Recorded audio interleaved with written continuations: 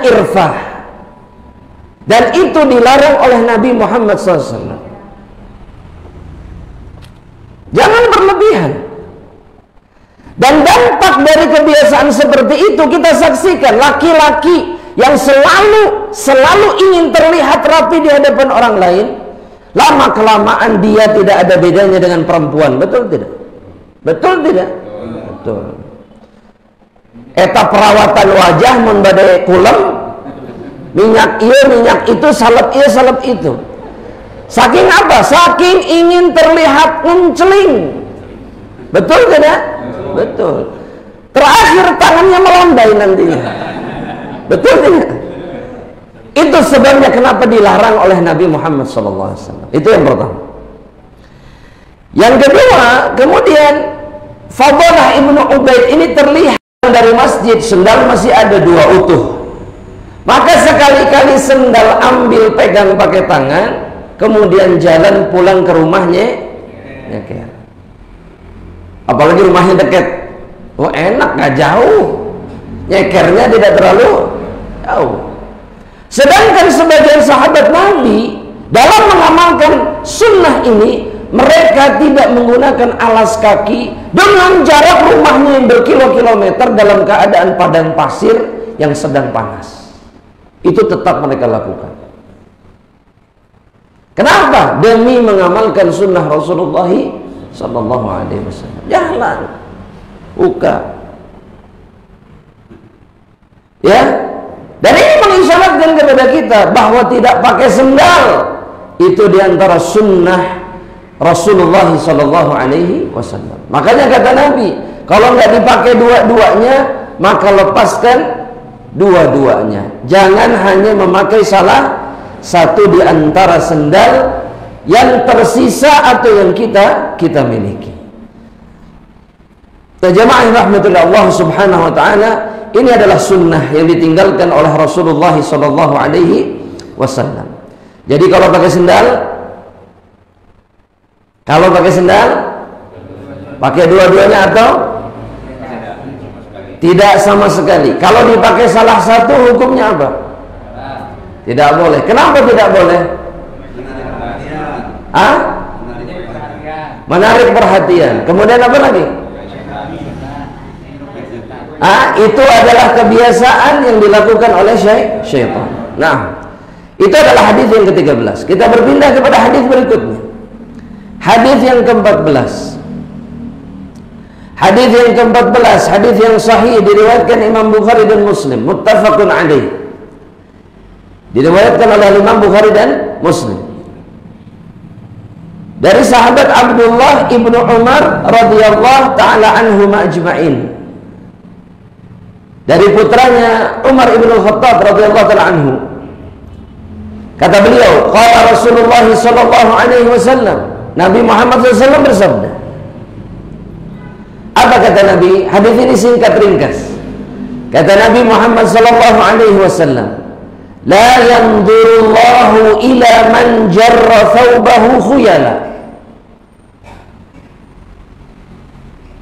Sesungguhnya Allah Subhanahu wa ta'ala itu tidak akan memandang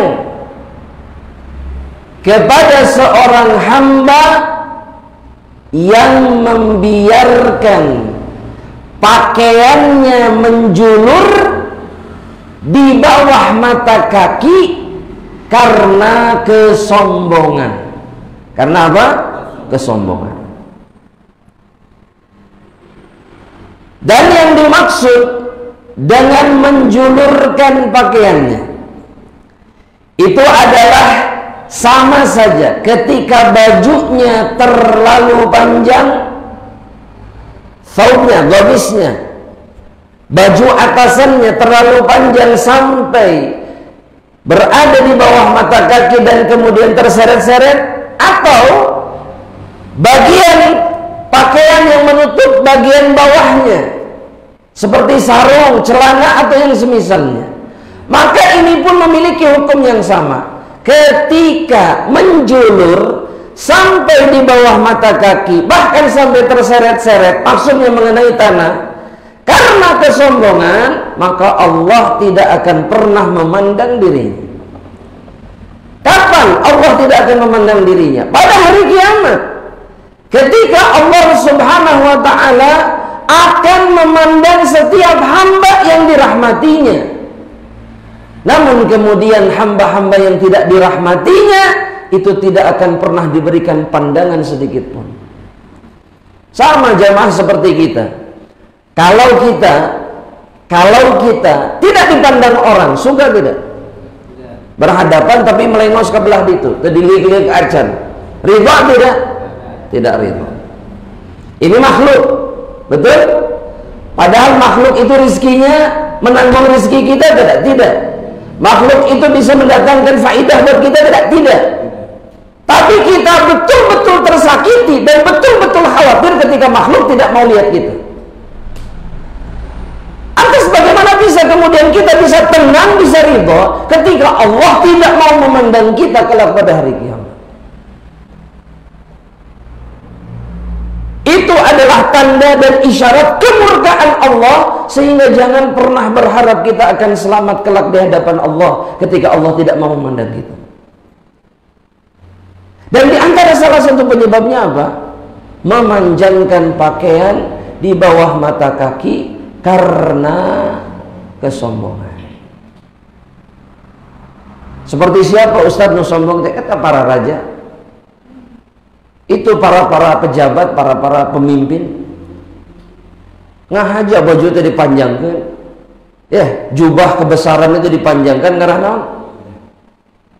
biar terlihat wah hebat, megah, hebat, raja, pemimpin. Betul tidak? Seberapa meter kadang-kadang jubah nanti? Betul tidak? Terbuat dari sutra ini dan itu segala macam. Untuk apa? Demi kesombongan, demi status. Betul tidak? Saya mau tanya, ada orang-orang yang sama sekali tidak mau mengangkat celananya di atas mata kaki. Kenapa? Kenapa? Hah? Buduk? Hah? Itu gak kedengeran apa? Hah? Gak kedengeran yang keras? Hah? Buduk? Oh benar buduk? La haula wala quwwata. Kunaon buduk? Kakinya buduk maksudnya? Ah haula wala quwwata.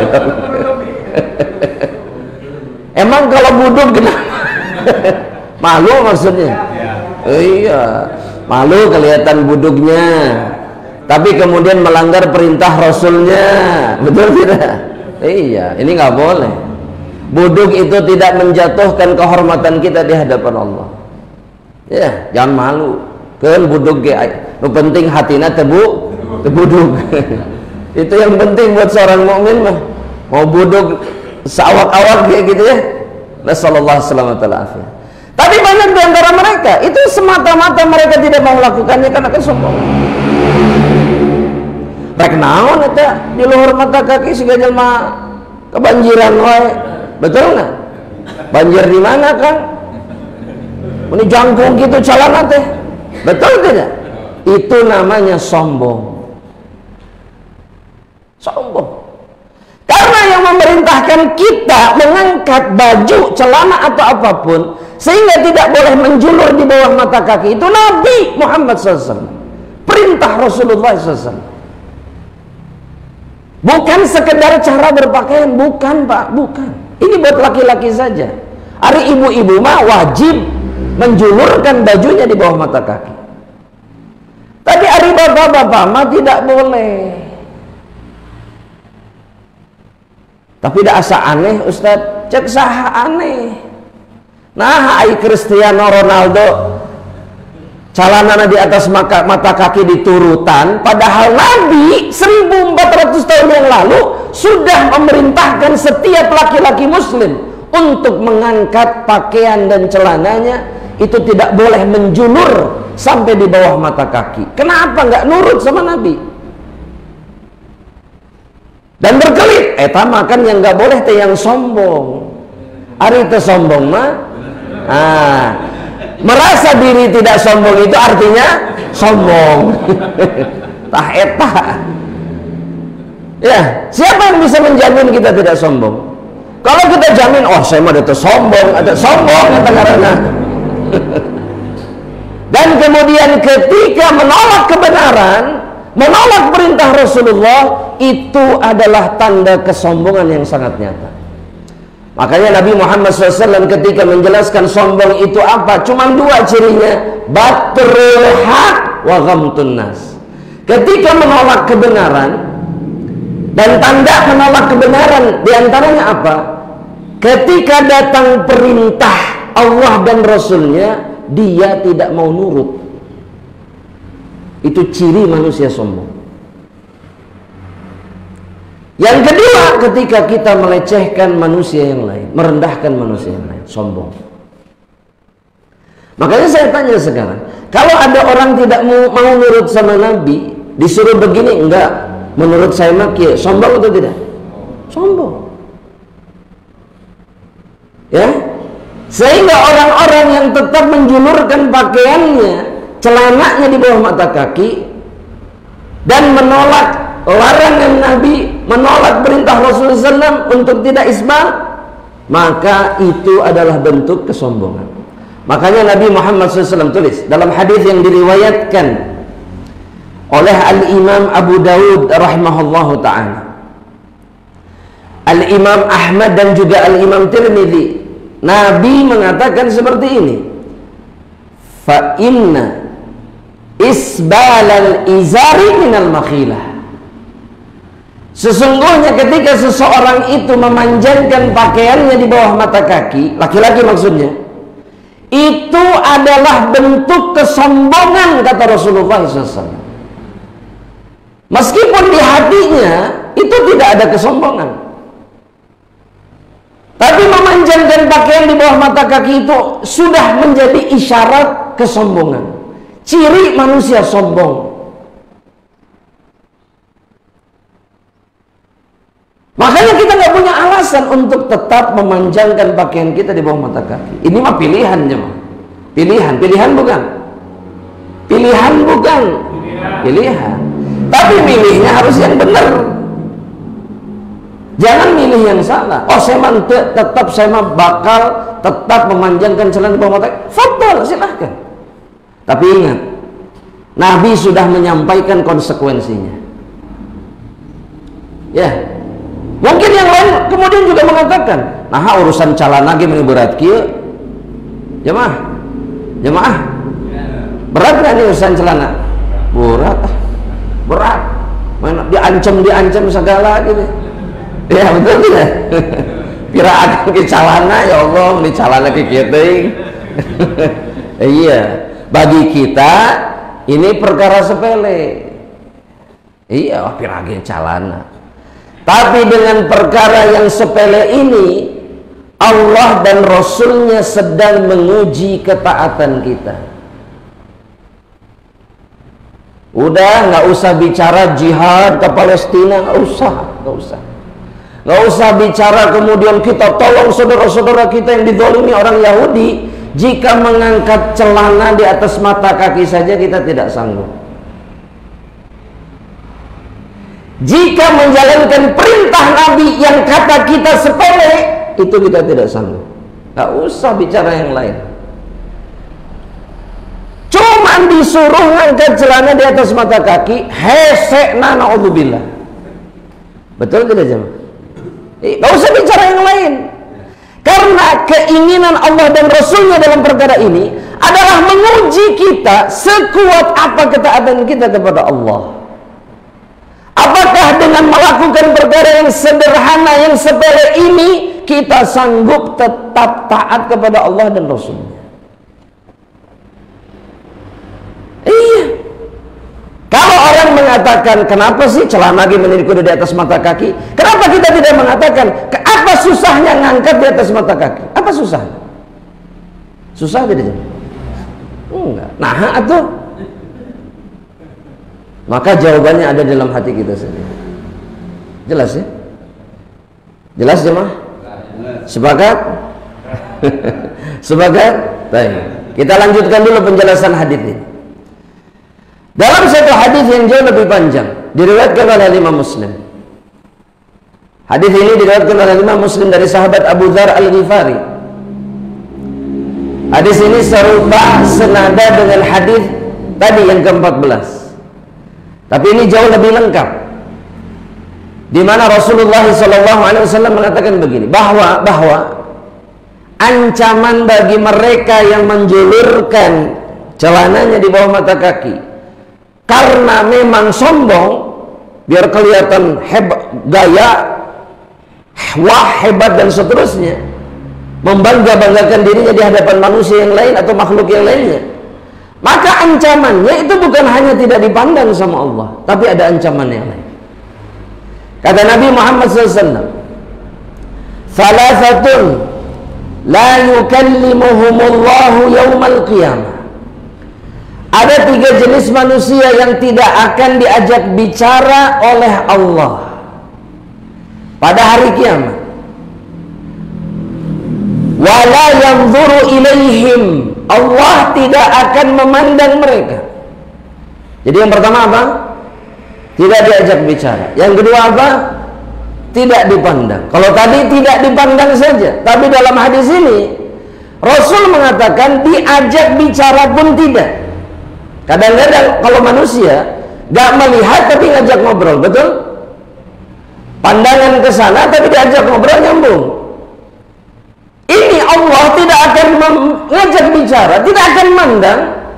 Dan kemudian kata Nabi, wala yuzakkihim, Allah pun tidak akan membersihkan dosa-dosanya.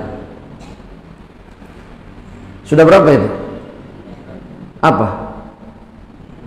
Ancamannya apa? Yang pertama, tidak diajak bicara, tidak akan dipandang. Yang ketiga, tidak akan dibersihkan dosanya. Ditambah lagi dengan satu ancaman, walahum azabun alim, bagi mereka azab yang pedih. Jadi kalau ini tidak disebutkan saja oleh Rasul, itu 3 sebelumnya sudah jadi azab, betul tidak? Nggak dipandang, nggak diajak bicara, dosanya tidak dibersihkan. Tapi ini Rasul memastikan setelah itu semuanya dia akan disempurnakan dengan azab yang pedih di dalam neraka Allah Subhanahu wa taala. Sempurna. Sempurna. Ini ancaman yang sempurna bagi 3 macam atau 3 jenis manusia. Jadi nggak bisa main-main kita. Dan jangan sampai kemudian menjadi salah satu, apalagi 3 dari 3 golongan yang diancam dengan ancaman-ancamannya. Yang pertama kali disebutkan oleh Rasulullah SAW. Setelah para sahabat ketika mendengar ini mengatakan, Abu Dzar mengatakan, waduh, celaka ini, celaka, rugi manusia-manusia ini. Maka Nabi kemudian menyebutkan yang pertama itu adalah al-musbil, orang yang membiarkan pakaiannya menjulur di bawah mata kakinya karena sombong, dilarang gak mau dengar, disuruh gak mau nurut. Ini manusia sombong, bukan? Dan ketika seseorang berada dalam keadaan seperti ini, dia tidak akan pernah diajak bicara, dia tidak akan pernah dipandang, dia tidak akan pernah diampuni dosa-dosanya, dan bagi dirinya azab yang pedih di dalam neraka Allah Subhanahu wa taala. Itu yang pertama. Kira-kira yang kedua siapa jemaah? Tulis jemaah rahmatullah Allah Subhanahu wa taala. Yang kedua adalah Al-Mannan. Al-Mannan. Siapakah Al-Mannan? Orang-orang yang suka mengungkit pemberian mereka kepada saudaranya. Tah eta motor nu eta nu dipakai eta ti saya eta teh. Eta sendal nu dipake sok ka masjid eta urut saya, eta teh urut saya, kok saya diberekeun. Eta sarung mangga yang dipakai lebaran itu hadiah dari saya. Baju kokona, kopiahna itu saya kabeh nu mere teh. Ini namanya mannan. Orang-orang yang selalu mengungkit pemberiannya kepada orang lain. Termasuk di dalamnya seorang suami ketika dia memberikan kepada istrinya diungkit terus, atau sebaliknya istri pun sama, kan yang kamu pakai itu dari aku, betul nggak? Eta kopiah kan saya yang beliin, dan itu disebutkan sepanjang usia pernikahan. Eta kopiah 20 tahun yang lalu teh saya memang meserkeun teh kuatnya, halusnya, mahalnya. Dan saya mah seleranya tinggi atuh. Ini namanya mandang. Dan mereka yang seperti ini akan mendapatkan hukuman yang paling berat dengan 4 ancaman yang disebutkan oleh Rasulullah SAW. Ini yang kedua. Makanya jangan dianggap remeh. Kalau sudah ngasih selesai. Bahkan sebagian ulama mengatakan, ketika engkau memberikan apa yang kau miliki kepada saudaramu, maka jangan pernah mengingatnya sebagaimana engkau tidak pernah mengingat kotoran yang engkau keluarkan dari perutmu. Paham maksudnya jemaah? Jemaah, ada yang pernah mengingat apa yang dia buang dari perutnya? Nggak ada. Dibayang-bayangkan nggak ada. Nggak ada sampai hari kiamat, nggak ada. Begitulah semestinya ketika seseorang mengeluarkan hartanya dan memberikannya kepada orang lain. Nggak usah diingat terus. Karena ketika seseorang mengingatnya terus, bahkan mengungkit-ungkitnya, maka dia tidak akan pernah mendapatkan rahmat Allah Subhanahu wa ta'ala. Allah benci, Allah nggak mau mandang, Allah tidak mengajak bicara, Allah tidak ampuni dosanya, dan bagi dirinya azab yang pedih. Dan yang terakhir yang disebutkan oleh Nabi dalam hadis ini, kata Rasulullah SAW, yang ketiga itu adalah al-munfiq sil'atahu bihalafin kadhib. Orang-orang yang kalau jualan, maka supaya barang jualannya ini laku, dia bersumpah atas nama Allah. Aslina tah demi Allah ieu teh KW 1. Jemaah, itu sering terjadi tidak? Sering. Demi apa? Biar payu. Padahal tidak perlu sumpah, apalagi sampai berdusta dan kemudian bersumpah atas nama Allah. Ieu mah moal aya di tempat lain. Di dia hungkul demi Allah. Biar apa? Biar orang beli. Dan betapa seringnya kita melakukan perbuatan yang rendah. Kalau memang bagus, nggak perlu sumpah. Bagus pak, bagus. Aslina pak, aslina. Demi Allah pak, mau demi Allah saya mah asli, halus tak? Gitu. Kenapa harus demi Allah? Kalau memang betul-betul benar. Karena sumpah atas nama Allah itu hanya dikeluarkan dalam kondisi-kondisi tertentu. Dan jual beli ini tidak butuh sumpah atas nama Allah, nggak perlu. Kalau jelek bilang jelek, kalau bagus bilang bagus. Selesai masalahnya. Yang nggak boleh kemudian bersumpah atas nama Allah padahal yang kita jual. Nah, ini yang membuat seseorang diancam dengan 4 ancaman. Pak, ieu tes enggal ente gitu sudah. Kalau enggal, enggak. Ieu tes stok lama, mohon stok lama. Saya kene, ya tinggal. Selesai masalahnya. Apa susahnya melakukan itu? Jemaah, susah tidak? Kenapa jarang dilakukan? Kenapa? Takut tidaklah laku. La haula wala quwwata illa billah. Padahal yang memberikan rezeki Allah, yang membuat orang membeli itu Allah, dan tidak perlu berdusta, apalagi menggunakan nama Allah Subhanahu wa ta'ala. Ya. Nah, jemaah rahmatullah Allah Subhanahu wa ta'ala. Kemudian para ulama mereka mengatakan bahwa isbal itu artinya menjulurkan pakaian di bawah mata kaki. Itu adalah perbuatan yang tercela, baik disebabkan karena seseorang itu sombong atau tidak sombong. Ini kan yang sering jadi pembahasan itu, saya mah teu sombong kan gitu ya.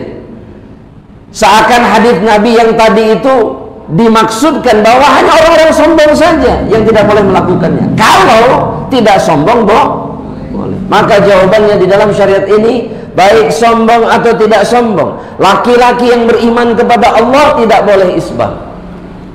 Dalilnya tulis. Seperti yang dikatakan oleh Rasulullah SAW dalam hadis yang diriwayatkan Imam Ibnu Majah. Hadis Ibnu Majah dari sahabat Sufyan ibnu Sahal.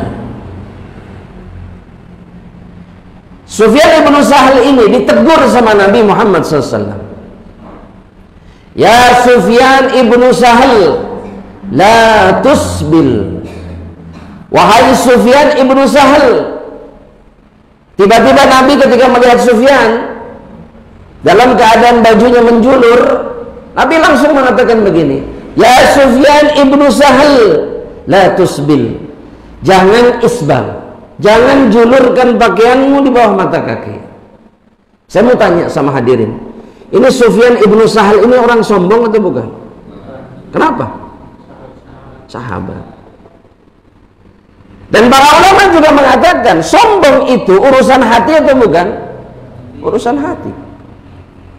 Nabi tidak mungkin kemudian melarang seseorang untuk satu perkara yang ada di dalam hatinya. Paham maksudnya tidak? Nabi juga nggak tahu isi hati orang. Tapi Nabi tetap melarang seorang sahabat untuk isbal. Ini menunjukkan apa? Bahwa tidak peduli isi hatinya apa, isbal itu tetap tidak boleh. Paham maksudnya? Ini belum selesai hadisnya. Siapa sahabatnya tadi namanya? Sufyan ibnu Sahal. Kata Nabi, la tusbil, jangan isbal.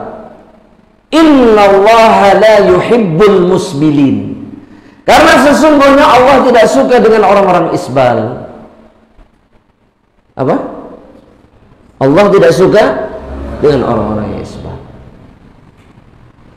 Makanya apa susahnya kemudian kita mengangkat pakaian kita di atas mata kaki? Dan bagaimana bisa kemudian kita tenang dalam keadaan Allah membenci orang-orang yang isbal? Moal Ustaz abdi mah tika pungkur tos kieu mah enggak ada masalah. Tapi ada resikonya, silakan. Tapi resikonya tanggung sendiri. Yang penting sabda nabinya sudah disampaikan. Betul jemaah? Betul. Masih ada yang suka memanjangkan pakaiannya di bawah mata kaki. Gak apa-apa jemaah, ini saya bukan sedang ini, enggak. Masih ada. Maka setelah mendengarkan sabda Rasulullah SAW, apa yang harus kita lakukan?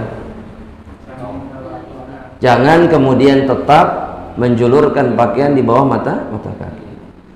Paling tidak kita buktikan bahwa kita adalah umat yang patuh kepada nabinya.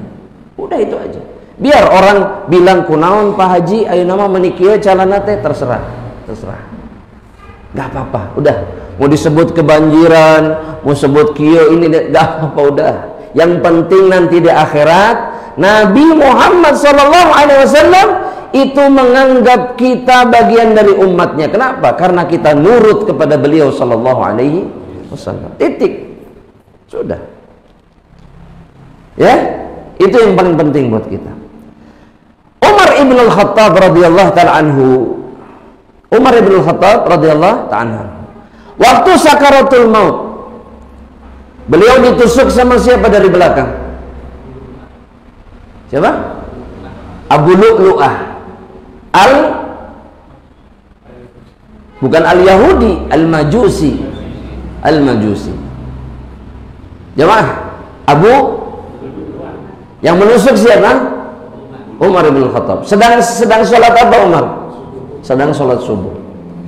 Ini sedang sakaratul maut, darah bercucuran. Kemudian datang seorang pemuda Ada seseorang di antara sahabat Nabi itu mendatangi Umar ibn Khattab, atau bukan, ini dari kalangan tabi'in kata para ulama. Itu mendatangi Umar ibn Khattab, nengok, sedang sakaratul maut, nengok. Tapi dalam keadaan apa? Bajunya itu menjulur ke tanah, nyentuh tanah. Ini sakaratul maut. Umar melihatin pemuda ini dan kemudian berkata kepada dirinya,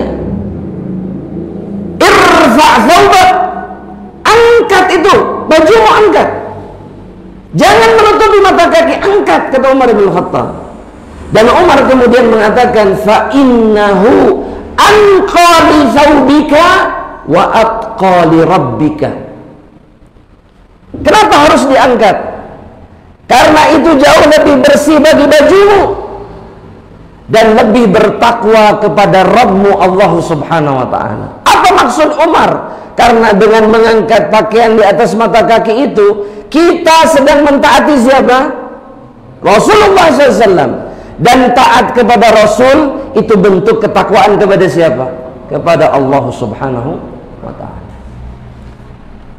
Kalau tidak penting, Umar akan tetap mengingatkan atau tidak? Jamaah, saya tanyalah sama bapak-bapak, kalau lagi sakaratul maut keingetan apa? Ingat diri sendiri, betul? Iya, dah mau mikirkan orang lain. Tapi Umar dalam keadaan seperti ini masih tetap mengurusi apa? Baju yang menjulur di bawah mata kaki. Kenapa? Karena itu perkara yang penting di dalam Islam. Ini riwayat ini sahih, diriwayatkan Imam Bukhari. Dan ini menunjukkan bahwa isbal adalah perkara yang dibenci di dalam Islam. Ya, makanya silahkan pilihlah pilihan yang benar, yaitu pilihan yang diambil oleh Rasulullah SAW dan juga para sahabat. Mereka tidak menjulurkan pakaian di bawah mata kaki. Wallahu ta'ala alam bishawab. Naam, jamaah rahmatullah Allah Subhanahu wa ta'ala. Ini hadis yang keberapa? Ke-14. Kita masuk sedikit ke hadis yang ke-15. Karena perjumpaan kita ini agak sedikit jauh ya. Sering dipotong oleh bulan purnama. Nah, Masya Allah. Baik, kita masuk ke hadis yang ke-15. Hadis yang ke-15 ini adalah hadis yang sahih, diriwayatkan oleh masih sahabat yang sama, Abdullah bin Umar, dari Rasulullah sallallahu alaihi wasallam.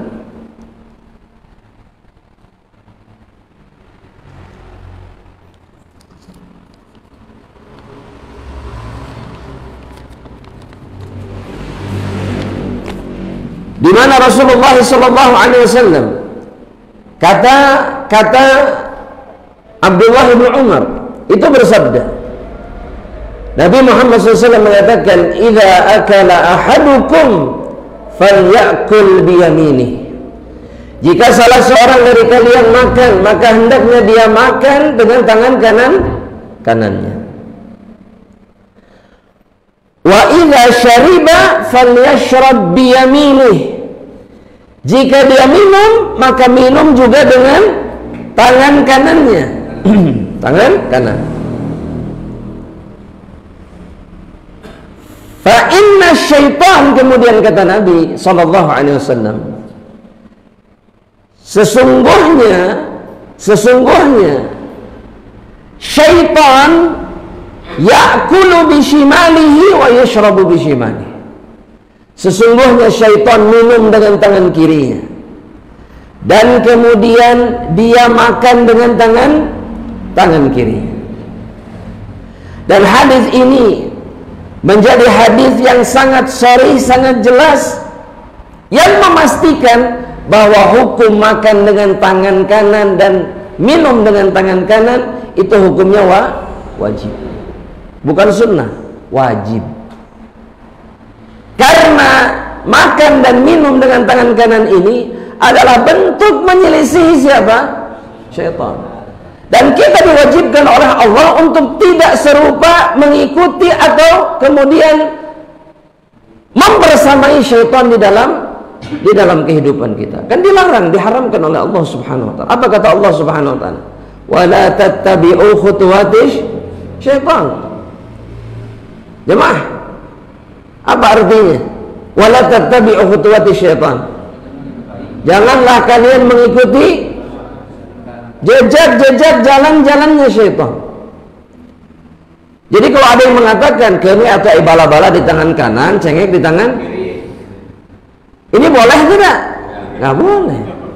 Itu kumaha atuh harusnya bala-bala di tangan kanan, cengek di tangan kanan. Aduh jatuh. Itu semestinya. Atau sebaliknya, cengek tangan kanan, bala-bala tangan, sama ya kayak hukumnya. Karena seorang mukmin hanya diizinkan untuk makan dengan tangan kanannya, minum dengan tangan kanan. Kecuali kata para ulama, seorang mukmin tidak punya tangan kanan. Dia hanya punya tangan kiri. Maka dalam kondisi seperti ini adalah uzur bagi dirinya, dan keadaan ini adalah keadaan darurat bagi dirinya. Tapi kalau tangan kanan masih ada, maka makan dan minumlah dengan tangan kanan. Jemaah rahmatullah Allah Subhanahu wa taala. Kita lanjutkan dulu jemaah. Ya. Seorang mukmin itu ketika dia kemudian memilih untuk makan dengan tangan kirinya dan tidak mau makan dengan tangan kanannya, berdosa atau tidak? Berdosa. Kenapa berdosa?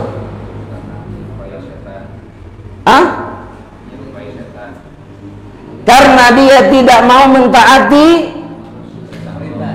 perintah Rasulnya dan justru melakukan larangan yang dilarang oleh Rasulullah SAW. Anda mau tanya sekarang, apakah ketika kita sering makan dengan tangan kiri di dunia kita akan dihukum sama Allah atau tidak?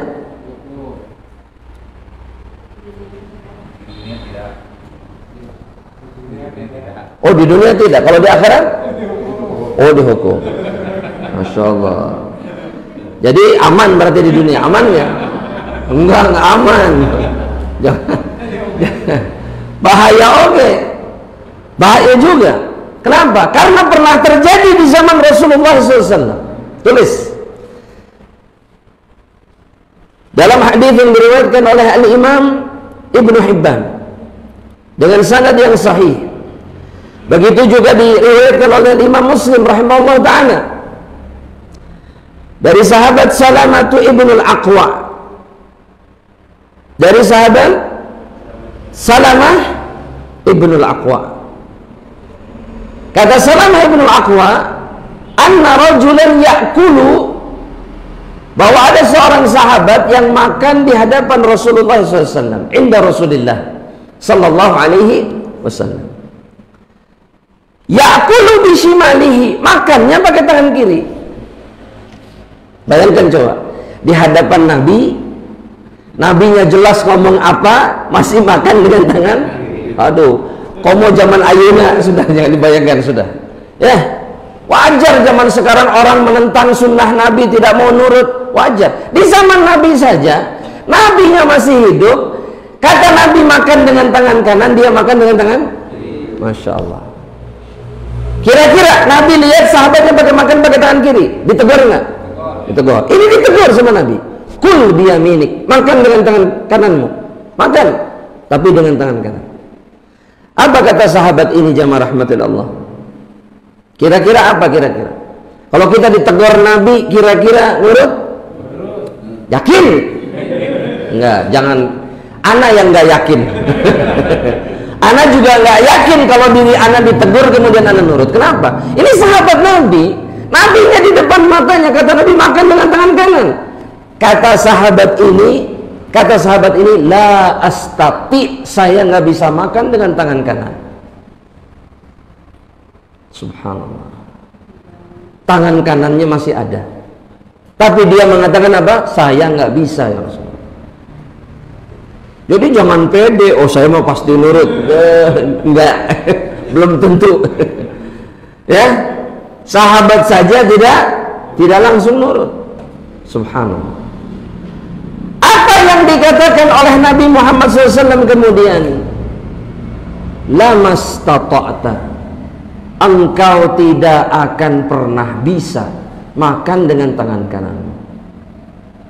Maka kata Salamatu ibnu Aqwa, fama rafa'aha ila fihi, maka di detik itu juga tangan kanannya tidak bisa bergerak dan sampai akhir hayatnya tidak bisa memasukkan makanan ke dalam mulutnya. Seketika lumpuh dan kemudian tidak pernah bisa diangkat lagi. Jadi jangan pernah berpikir kemudian ketika kita istiqomah makan dengan tangan kiri, terus di dunia nggak bakalan ada apa-apa. Enggak. Karena penyelisihan terhadap Allah dan Rasulnya itu hukumannya bukan hanya di dunia, di akhirat, tapi dunia dan akhirat. Makanya dalam surat An-Nur ayat yang ke-63 Allah Subhanahu wa taala mengatakan, fal yahdharil ladzina yukhalifuna an amrihi an tusibahum fitnatun. Allah sudah ngasih peringatan, hati-hati mereka-mereka yang menyelisihi nabinya, maka di dunia mereka akan terkena fitnah, terkena musibah, terkena hukuman. Termasuk kalau kita sering makan dengan tangan atau penyelisihan sunnah yang lainnya. Jadi sebetulnya di dunia pun tidak ada. Apalagi nanti di akhirat. Wallahu ta'ala alam bissawab. Itu adalah akhir perjumpaan kita insyaallah ta'ala di hari ini insyaallah. Sisa waktunya untuk tanya jawab insyaallah ta'ala. Nah, silakan yang nanya langsung dulu jika ada. Fadhil.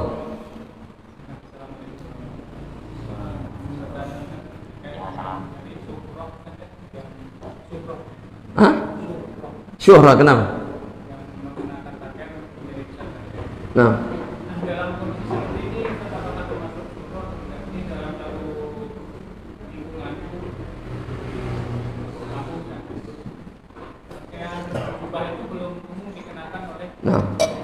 ya. Ini bisa menjadi pakaian syuhrah. Betul, pakaian itu benar, pakaian itu syar'i, tapi kemudian menjadi pusat perhatian di tengah-tengah manusia yang lainnya. Ini bisa dikategorikan sebagai pakaian syuhrah. Kenapa? Karena pada saat itu manusia asing dengan pakaian ini. Makanya para ulama memberikan nasihat apa? Bahwa ketika seseorang berada di tengah-tengah satu masyarakat dengan kebiasaan mereka, cara berpakaian mereka yang tidak melanggar syariat, maka semestinya seseorang itu mengikuti cara berpakaian manusia-manusia yang ada di tengah-tengah masyarakat itu. Makanya kita jumpai di zaman ini para ulama kalau mereka misalkan pergi ke suatu wilayah seperti ke Afrika, ke negeri-negeri yang asing dengan baju-baju Arab, mereka nggak pakai baju jubah ketika mendakwahi orang-orang yang ada di sana. Enggak. Mereka pakai baju yang tidak membuat orang-orang itu merasa aneh, dan itu sunnah. Jelas ya? Tapi kalau kemudian masyarakat sudah lumrah dan terbiasa, maka tidak ada larangan kemudian pakai baju yang seperti ini. Sekarang saya mau tanya, di zaman kita sekarang ini, di masyarakat tengah-tengah kita ini, pakai jubah itu aneh atau tidak? Biasa. Pakai, silahkan, nggak ada masalah. Tapi kalau kemudian lebih condong, lebih serupa dengan kebanyakan orang, misalkan pakai sarung, pakai baju koko, misalkan pakai batik, misalkan, boleh tidak? Jelas. Karena hukum asal berpakaian itu sesuai dengan urf, dengan apa? Kebiasaan. Ya, makanya betul memang kalau ada yang mengatakan apakah harus pakai jubah kalau ini apa? Kalau orang muslim itu enggak jawabannya. Tapi kalau pakai jubah dengan tujuan lebih serupa dengan Rasulullah SAW, itu baik. Bukan hanya sekedar cara berpakaian, paham maksudnya? Tapi diniatkan untuk lebih serupa dengan Nabi. Kenapa? Kalau Nabi bajunya jubah. Nabi nggak pakai baju koko, betul tidak? Nggak, pakainya jubah. Ya, makanya ada seorang ustadz yang mengatakan bahwa ada yang bicara sama beliau, mimpi ketemu Rasul, tapi Rasulnya begini, pakai baju koko, pakai sarung. Sudah begitu terjenggotan nih, gak ada jenggotnya walau hatta selembar. Sudah begitu di tangan kanannya gudang garam merah. Ini Rasul atau bukan? Ini syaitan. Iya, ngakunya Nabi, ana Rasulullah, tapi gitu ustaz cina. Gudang garam merah, nganggo sarung, nganggo baju koko, terjenggotan, ana Rasulullah. Tapi kalau kemudian yang datang pakai jubah, jenggotnya lebat, matanya besar, giginya berjarak seperti mutiara, dahinya lebar, alisnya seperti busur panah, dadanya bidang, perutnya rata, tidak terlalu tinggi, tidak terlalu pendek, rambutnya sebahu, bergelombang, wajahnya mengeluarkan cahaya. Kalau dipandang kita bahagia.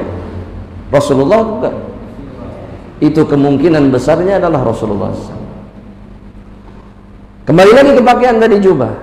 Ya, kalau kemudian orang aneh jangan dipakai. Berpakaianlah seperti pakaian-pakaian masyarakat setempat. Tapi kalau sudah tidak aneh, pakai sesukanya. Jelas Pak? Insya Allah. Baik, barakallahu fiik. Silakan kalau mau bertanya, antum. Waalaikumsalam warahmatullahi wabarakatuh. Masya Allah. Yang pertama, jika kita memakai jas hujan, apakah masih berlaku hukum Islam? Yang kedua, apakah disunahkan memakai penutup kepala selain dari PC juga ketika beraktivitas selain di masjid? Iya, itu saja. Ya, barakallahu fiik. Yang pertama, hukum asalnya sama. Jas hujan juga sama. Kecuali dalam keadaan-keadaan yang tidak memungkinkan kita kemudian untuk misalkan mengangkat celananya, misalkan mengangkat jas hujannya. Kadang-kadang dibutuhkan untuk menutupkan alas kaki dan yang semisalnya. Ini tidak ada masalah insyaallah. Dalam kondisi-kondisi seperti itu. Tapi hukum asalnya tetap sama. Diangkat di atas mata kaki. Ya. Jadi kaki kehujanan masalah tidak? Nggak ada. Karena penting badan yang nggak kehujanan. Sebetulnya kalau kehujanan pun sebetulnya nggak ada masalah. Tapi untuk ikhtiar kita menjaga keadaan kita dan seterusnya, maka boleh pakai jas hujan. Jelas ya? Baik. Yang kedua, apakah dalam kehidupan sehari-hari kita disunahkan pakai kopiah? Wallahu ta'ala alam. Jawabannya tidak. Tidak mesti pakai kopiah. Karena Nabi Muhammad SAW tidak dalam seluruh keadaannya pakai penutup kepala. Kadang Nabi berjalan keluar dari rumahnya dalam kondisi rambutnya diurai. Ya, keluar lihat sahabatnya di masjid dalam keadaan tidak pakai apa-apa kepala. Bahkan para sahabat mengatakan rambut Nabi basah, meneteskan air terurai. Artinya Nabi pakai penutup kepala tidak? Tidak. Jadi nggak harus pakai kopiah. Setiap hari maksudnya. Keluar rumah pakai kopiah, ya. Apa? Di dalam rumah pakai kopiah bakatku santri. Ya. Di dalam rumah pakai kopiah peci hitam, pakai kopiah seperti ini dan seterusnya. Atau pakai imamah, pakai apa? Pakai kain penutup kepala. Enggak segitunya. Enggak segitunya. Pak, olahraga pakai kopiah. Wah, bakatku. Syar'i boleh syar'i, tapi enggak segitunya. Enggak segitunya, ya, boleh. Tapi kalaupun mau dipakai silahkan. Tapi yang pasti bukan sebuah tuntunan, ya, yang mutlak. Jelas insyaallah. Barakallahu. Wa iyyakum. Kemudian siapa yang mau bertanya lagi? Langsung, silakan Pak. Fadhal. Waalaikumsalam warahmatullahi wabarakatuh. Silakan Pak.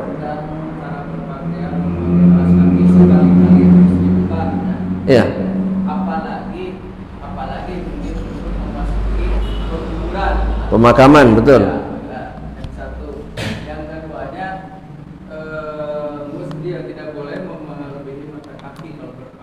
Nah, Bapak itu sehari-hari di dalam keseharian maupun di dalam sholat, tapi mungkin Islam itu tidak bisa cukup dengan akal pikiran. Tapi kalau di dalam sholat itu juga diperbolehkan memakai sarung kaki Oh iya. Ya. Itu hukumnya gimana? Oh, barakallahu. Masya Allah, bagus. Masya Allah, jelas. Yang pertama, melepaskan alas kaki masuk ke pemakaman itu sunnah. Itu diantara adab yang diajarkan dan dilakukan oleh Rasulullah SAW.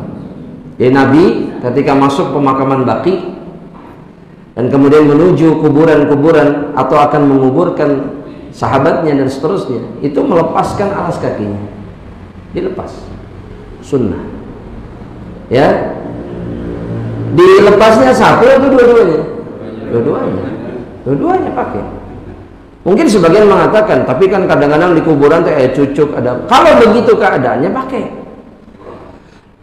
Karena ini hukumnya sunnah. Islam itu tidak jumud. Maksud saya jumud begini. Kalau jelas madharatnya di depan mata, tetap kudu maksa menjalankan syariat. Enggak.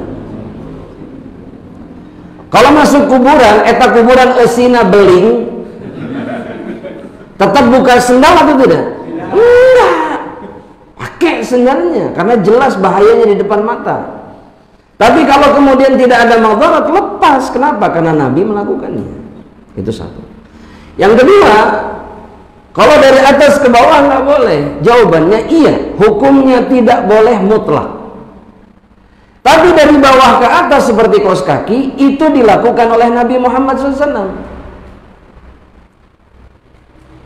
Jadi kita harus kemudian menghukumi bahwa kalau pakai kaos kaki, pakai sepatu boot itu kemudian menutup mata kaki, hukumnya boleh tidak? Boleh. Kenapa? Karena Nabi melakukannya. Yang tidak boleh itu dari atas ke bawah. Pasti pertanyaan begini, kenapa? Kan gitu. Nah, ayo ti luhur ka handap tumunang, ayo ti handap ka luhur. Jawabannya, ini saya kasih jawabannya. Jawabannya nanti tanya sama Allah kalau ketemu. Kenapa? Kenapa? Karena tidak semua syariat itu dijelaskan alasannya oleh Allah dan Rasulnya. Banyak syariat yang tidak dijelaskan. Nah, tugas kita kemudian seperti apa? Di dunia, tugas kita hanya mengatakan sami'na wa apa. Meskipun kita nggak paham kenapa ya TQ. Pas lihat Al-Quran nggak ada yang menjelaskan. Pas lihat hadis Nabi nggak ada yang menjelaskan. Berarti yang tersisa apa? Terima, sudah, falas. Nanti di akhirat langsung. Loh iya. Tapi nanti di akhirat kita nggak akan mengurusi itu. Yang kita pikirkan apa, kita selamat atau tidak, falas. Yang penting di dunia kita taat patuh. Ya. Dan sekali lagi kata para ulama, Allah menguji kita dengan perkara yang sederhana. Nurut atau tidak. Kalau yang sederhana saja tidak bisa kita taat, lantas bagaimana dengan perintah-perintah yang jauh lebih berat? Sudah, makanya Ana sering bilang, kita nggak usah bicara wah jihad nggak usah. Kalau belum sanggup mentaati Allah dan Rasulnya dalam perkara yang kecil. Jihad itu medan yang membutuhkan apa? Manusia-manusia dengan iman yang sangat kuat. Kita sekarang ini cuma bisa nonton orang-orang di Palestina begini dan begitu. Satu hal yang kita tidak sadari apa? Iman mereka itu sangat jauh di atas kita semuanya. Kita dalam posisi mereka itu belum tentu kuat. Betul nggak? Buktinya apa? Ada saudara-saudara kita yang bertahun-tahun di sana, ketika di detik-detik terakhir mereka mungkin mati syahid, mereka pulang. Betul nggak? Iya. Kenapa nggak milih tetap di sana? Iman, ini masalah iman. Saya bukan sedang menghukumi orang, tidak. Tapi itu membuktikan bahwa yang bisa bertahan dalam kondisi itu hanya orang-orang dengan iman yang sangat luar biasa. Nah, pertanyaannya, iman kita sudah seperti mereka belum? Ya sudah. Maka kita harus memperbaiki iman kita, dimulai dengan perkara yang kecil, terus sampai perkara-perkara yang besar. Wallahu ta'ala alam bishawab. Ada yang mau bertanya lagi langsung? Baik, kita melalui kertas. Pertanyaan yang pertama, bagaimana hukum wanita yang memakai jilbab akan tetapi rambutnya masih sering terlihat sedikit? Ini semestinya tidak boleh, semestinya. Dan sebisa mungkin diusahakan rambutnya tidak terlihat. Ya, sebisa mungkin. Karena memang jilbab itu fungsinya adalah untuk menutup seluruh bagian yang tidak boleh terlihat. Termasuk apa? Rambut yang tidak boleh terlihat oleh lawan rambut nggak boleh terlihat. Ini di dalam Islam. Makanya kalau kita lihat jilbabnya para sahabat perempuan dulu, itu jilbabnya mereka pakainya langsung dipakai di atas kepala, itu nutup satu badan, bahkan mukanya nggak kelihatan. Jadi satu kain saja, wajahnya nggak kelihatan. Itu jilbabnya para sahabat perempuan. Apalagi rambut, sebadan nggak kelihatan, mukanya nggak kelihatan, apalagi rambut. Tapi yang sahih wajah boleh kelihatan, ya. Tapi yang lain tidak boleh, rambut, telinga. Kadang-kadang kan begini, pakai cenah jilbab, dipakai tuh di dia rambutnya hungkul, ini telinga kemana-mana, muka kemana-mana. Ini bukan jilbab, leher kemana-mana, ini bukan jilbab. Ini kupluk namanya. Ya, ini bukan jilbab. Allah Ustaz. Baik. Yang kedua, dan bagaimana pakaian wanita tidak menjulur dikarenakan takut kotor? Nah, ini sudah dibahas oleh Rasulullah SAW dengan salah satu istrinya, namanya Ummu Salamah. Ummu Salamah ketika mendengar Nabi melarang laki-laki tidak boleh isbal, Ummu Salamah bertanya, kalau begitu perempuan gimana? Langsung nanya, perempuan gimana? Kata Nabi Muhammad SAW, yurkhina shibran. Perempuan itu di bawah mata kakinya dipanjangkan satu jengkal. Shibr itu satu jengkal. Kata Ummu Salamah, idzan yubdina aqdamahunna. Kalau begitu telapak kaki mereka masih kelihatan, kata Ummu Salamah. Kalau cuma satu jengkal. Kalau kurang, kata Nabi, maka seorang wanita boleh memanjangkan dari mata kakinya zira'an, satu hasta. Satu hasta itu dari sini sampai sini. Yang otomatis akan membuat pakaian mereka menyentuh. Betul? Tenang. Ummu Salamah masih nanya lagi sama Rasul. Kalau begitu kotor dong, ya Rasulullah. Mungkin terkena najis. Maka kata Rasulullah SAW, kalaulah kain itu terkena najis, maka tanah yang berikutnya akan mensucikan. Paham maksudnya? Misalkan ini mah contoh saja. Di sini kena najis. Jalan beberapa meter, kena tanah nggak bajunya? Nah, ketika kena tanah yang tidak ada najisnya, maka baju itu jadi kembali lagi suci. Yang jadi masalah apa? Kita ini selalu berpikir baju kalau kena tanah itu kotor, nggak boleh dipakai sholat. Itu masalahnya sebetulnya. Jadi lemon baju teh ayat tanah, nah misalkan itu teh udah kotor nggak bisa dipakai sholat, itu yang salah. Karena baju yang kotor kena tanah bukan kena najis, itu tetap suci dan boleh dipakai ibadah. Itu masalahnya. Jelas? Nah sekarang mungkin muncul lagi pertanyaan, saya bantu untuk bertanya.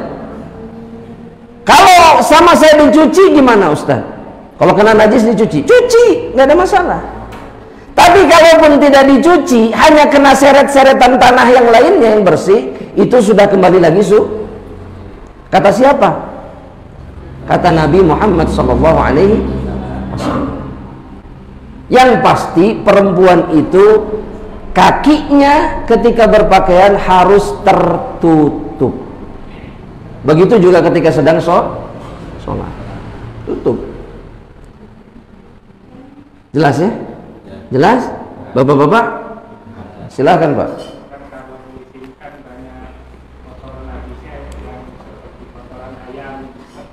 Oh, saya mau tanya, kotoran ayam itu najis atau tidak?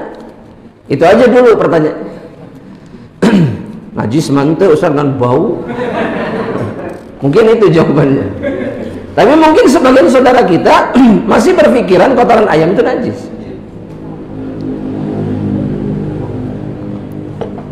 Terlihat wajah-wajah kebingungan. Memang gak najis gitu Ustaz. Ketahuilah jemaah bahwa kotoran-kotoran dari hewan yang halal untuk dimakan itu hukumnya tidak najis. Beda ya, antara kotor sama najis beda. Ya, kotor itu mengotori, mengubah sifat pakaian kita jadi tidak bersih. Tapi beda hukumnya dengan najis. Nah, hewan-hewan yang halal untuk dimakan itu kotoran mereka kencing ataupun kotoran besarnya tidak najis. Apa buktinya? Buktinya salah satu dalil yang dijadikan sebagai dalil terkuat dalam masalah ini apa? Ketika Nabi memerintahkan sebagian sahabat minum air kencing unta. Iya, hadisnya Sahih Bukhari Muslim. Ada yang mengeluh sakit kepada Nabi. Sakit apa? Sakit perut. Sama Nabi disuruh apa? Disuruh minum apa cuma? Minum air kencingnya unta. Pertanyaan saya sekarang begini. Kalau air kencing itu najis, disuruh minum atau tidak? Gak mungkin. Nabi dalam hadis yang lain mengatakan begini, tadawau wala tatadawau biharam. Berobatlah kalian tapi jangan berobat dengan sesuatu yang haram. Gak boleh. Nah, Nabi kemudian nyuruh berobat dengan apa? Iya, berarti najis atau tidak? Haram atau tidak? Gini jemaah, saya tahu yang kebayang teh geuleuh, saya tahu di kepala tuh yang kebayang teh geuleuh. Tapi jangan kemudian kita mengharamkan apa yang tidak diharamkan oleh Allah dan Rasulnya. Kalau kata Nabi boleh diminum, berarti boleh diminum. Masalah kita sanggup atau tidak sanggup itu masalah lain. Tapi di antara faidah dari riwayat ini apa? Ini menunjukkan kalau binatang itu halal dimakan, maka kotorannya tidak najis. Dan ini dikuatkan oleh asar-asar dari para sahabat. Saya kasih contoh. Diriwayatkan oleh Imam Ibnu Abi Syaibah dan yang lainnya, bahwa para sahabat Nabi itu kalau Idul Adha datang waktu sholat, habis nyembelih, dalam keadaan bajunya ada darah hewan sembelihannya dan masih ada kotoran-kotoran perut yang menempel di baju mereka, mereka sholat dalam keadaan seperti ini. Darah, bercak darah ada dan kotoran hewannya ada. Gak banyak, nempel sedikit-sedikit, kan wajar. Itu kan yang terjadi kalau sedang nyembelih kan. Nah, ketika datang waktu sholat, mereka nggak ganti baju, langsung sholat dalam keadaan seperti ini. Yang saya maksud bukan berarti harus begitu sholatnya, enggak. Mau ganti baju silahkan, tapi kalaupun dalam keadaan seperti itu bajunya, maka sholatnya kenapa? Karena kotoran hewan yang bisa dimakan itu tidak najis. Dan ini disepakati oleh para ulama. Jadi kembali ke pertanyaan tadi, kalau ada tai ayam misalkan, aman tidak? Aman. Asal jangan tai apa? Kucing misalkan. Kucing nggak boleh dimakan, maka kotorannya najis. Tikus misalkan, tikus boleh dimakan tidak? Nah, atau sering dijadikan bakso.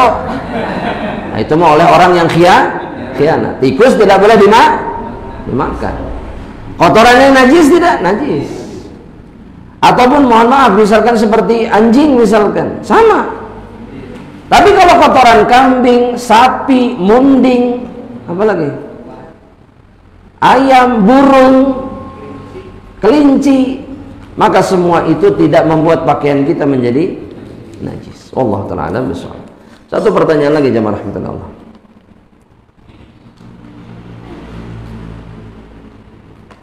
Ustaz izin bertanya, apakah laki-laki memanjangkan pakaiannya adalah termasuk tasyabbuh dengan perempuan? Jawabannya tidak.